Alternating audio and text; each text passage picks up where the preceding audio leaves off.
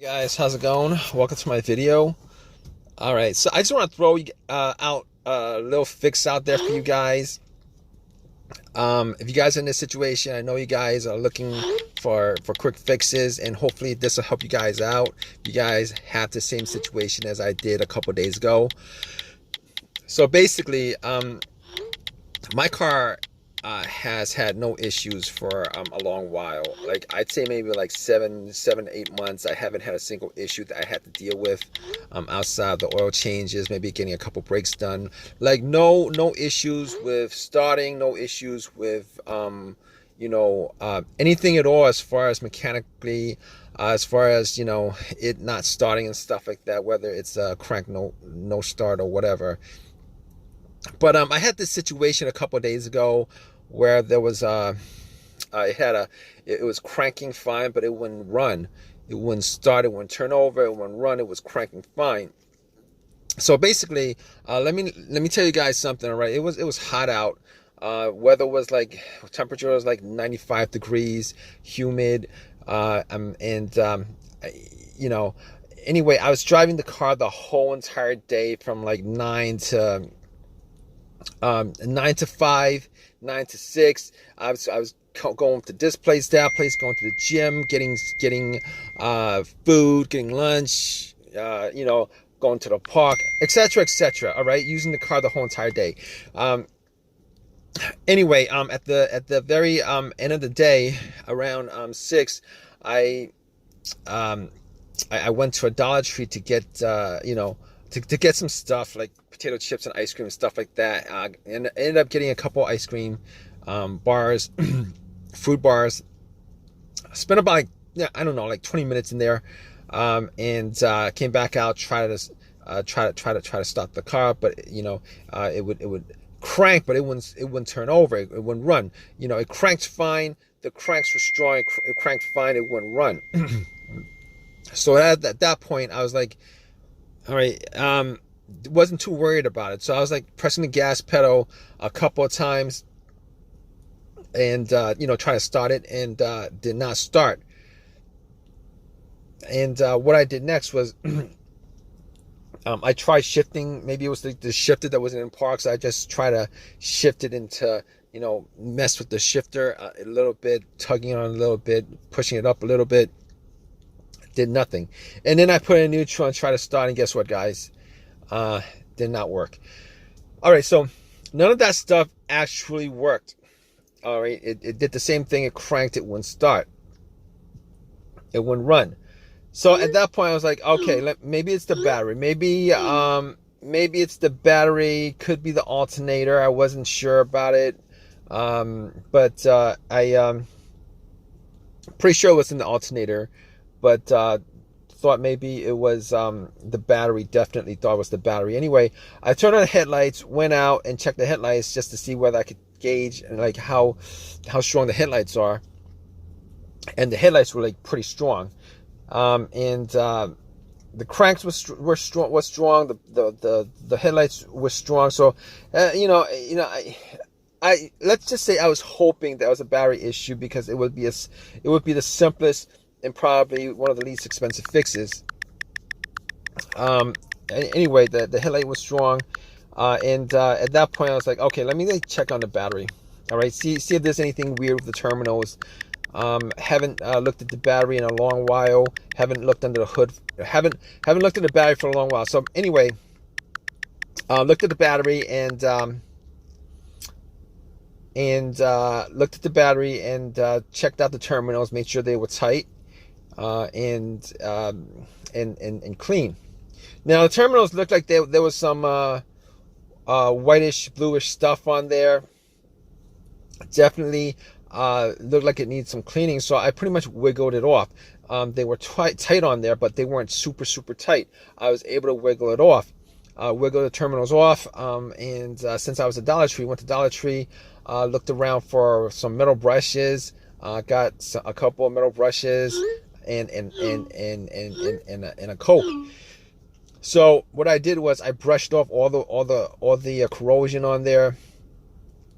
Had some paper towels on me, and pretty much threw some Coke on there, let it oxidize, and pretty much wiped it off. It was pretty clean once I got done with it, and popped it back on. And I was hoping that that was probably, I was hoping that that was the reason for the crank no start. Anyway, I got back into my car and then tried to start it and did the same thing.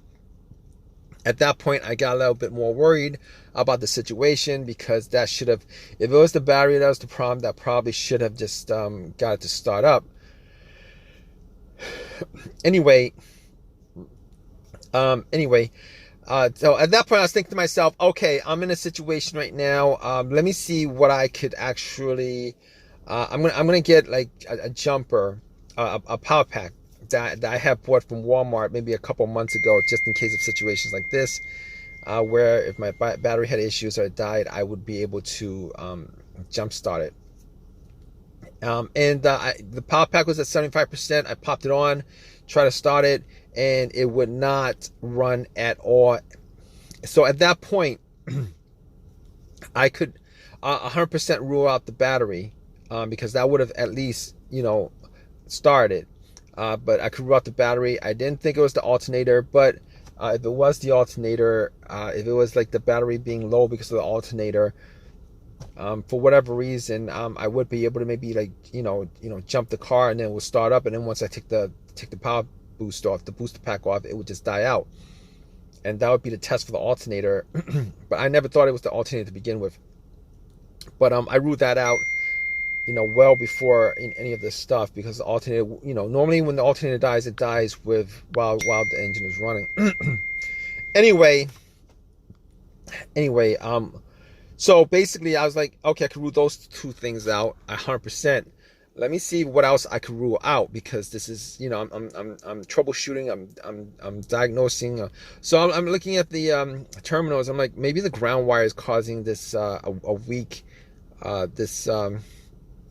maybe the ground wire is causing like a weak connection. Maybe the ground wire is the weakest link. So I was looking at the negative cable, which is the main ground wire to the car, to any car actually. So I was looking at and it's always connected to the frame of the car in one way or another.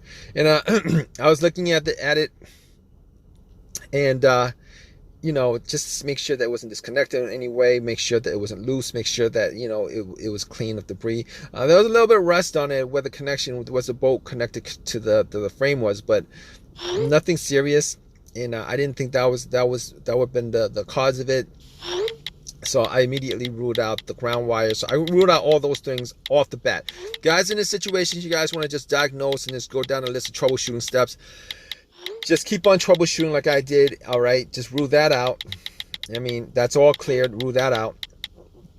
So basically, at that point, I was like, okay, all right. So there's a bunch of other things that could cause this situation. There could be like the mass airflow sensor, the throttle position sensor, the camshaft position sensor, the crankshaft position sensor, and a whole host of other stuff that you would need to troubleshoot in this case. But then I was thinking to myself, okay, I know for a fact that I did not have a check engine light.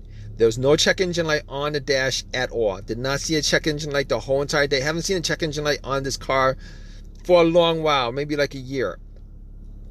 So I was thinking to myself, every single one of those components actually have a sensor on them.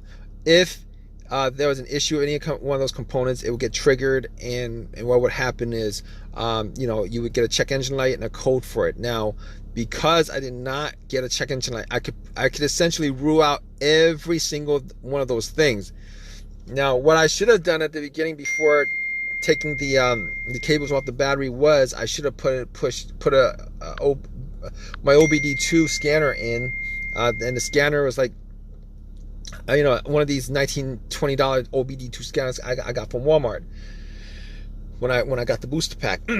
But regardless, I know like 99% of the time when any of those components go out with a sensor, if any of those components go out, you can be sure that the check engine light would be on well before it just fails immediately.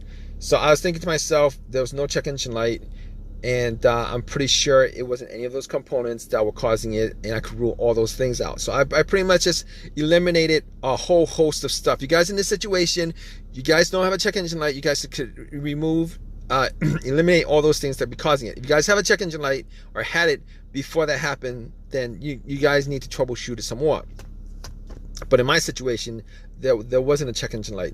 But there's a chance that it could also be the car's computer, the PCM, the car's computer, ECU, PCM, or a car's computer that could, if it's disconnected from the car for some reason, there would be a chance that, it could cause this crank no start or no start situation. But anyway, I had an OBD2, a $19.99 or $20 OBD2 that I got from Walmart. One of these cheap ones that actually does the job pretty good as far as giving you a diagnosis of what the issue is. Anyway, I plugged it in, and I plugged it in just to run it, just to make sure that the car's computer was connected to the car. And the way you know that is if it scans all the way through and gives you a readout, you know for a fact that there's no problem with the car's computer. If it stops halfway and it doesn't complete the scan, then you kind of know that there might be an issue with the car's computer. Anyway, plugged it in, it read all the way through and gave me a readout. There was 0 codes, but there would have been 0 codes anyway because I unplugged the battery to clean it. But in any case, I knew the car's computer's connection was fine, and just by deductive reasoning, there was no check engine light. So I was pretty sure that there was no other components causing it, as far as any components with the it's a sensor in it connected to it. So at that point I was like, okay, let me just move on. All right, let's just continue the troubleshooting. It could be it could possibly have been a fuel pump issue or whatever. So I was like, all right, normally to check out the fuel pump without actually doing a real test on it, I could listen to the fuel pump priming, but normally I would need 2 people here. One to listen to where the gas cap is. You take off the gas cap and listen to what where you normally fill up the gas, and then somebody just turn the car, the ignition to the on position. You could hear a whizzing sound. It was just me, so I didn't have somebody to stand right next to the gas cap and listen to it. So I actually went back into my car and turned everything off. It was a very hot day, so I was doing this real fast. Turned everything off, rolled up all the windows, and pretty much just closed all the doors and tried to listen to a whizzing sound as I turned to the on position. Unfortunately, I wasn't able to get a readout on whether it was priming or not, whether I could hear something whizzing or not. But in any case, I moved on to others. I couldn't figure that out, so I just moved on. I couldn't figure that out, so I just moved on. I couldn't figure that out, so I just moved on to the next thing. All right, so the next thing would be the fuses and the relays. So I looked at the fuses, and the fuses looked like they were, I looked at the fuses just to see whether there was any kind of, seeing the fuses whether there were man, I can't talk right now. Anyway, I was checking the fuses to see whether there was any kind of discoloration on the fuse, the top of the fuse and stuff like that, whether there was a burnt smell, whether I could see any kind of discoloration, and I couldn't see any discoloration. I couldn't make anything of it. I didn't have a fuse tester on me, and couldn't really test them out 100%, but I was pretty sure there was no problem with the fuses. So I was thinking to myself, let me just check out the relays, see what the deal with the relays is. And it could be a fuel pump relay. I looked for the fuel pump relay, and what I did was I took it out, cleaned it, popped it back in, tried to start it. It didn't do anything. It did the same thing. It would crank and nothing after that. So I was like, okay, let me see if I could swap out the relays. So I looked for another relay that was, had the same stats, I didn't have the same wattage, and not the same wattage, but a similar relay with the same labeling and stuff like that. So what I did was I actually took out that relay, swapped it for and went back and tried to start it. And guess what, guys? Bam! There's your fix right there. Bam! There's your fix. It started right away. I started like 3 or 4 times. It started right away. I haven't had a problem since. I drove it to AutoZone, swapped out the relay, and haven't had a single problem since. So just to cut this long story short, and you guys could go, hopefully it'll work out for you guys too, as far as this similar situation with this crank no start situation. Just go down the list of what I told you guys, and as far as what I did as far as troubleshooting is concerned, there's a good chance, hopefully, that your fix was as easy as mine. It was like a $15 relay, and I went to AutoZone, popped it in, and everything's been working good ever since. All right, guys. So let me just let you guys go. And if you guys have a comment, please leave a comment in the comment section. Please subscribe. Please give me a thumbs up. And hope this has helped you guys out somewhere. All right, guys, take care.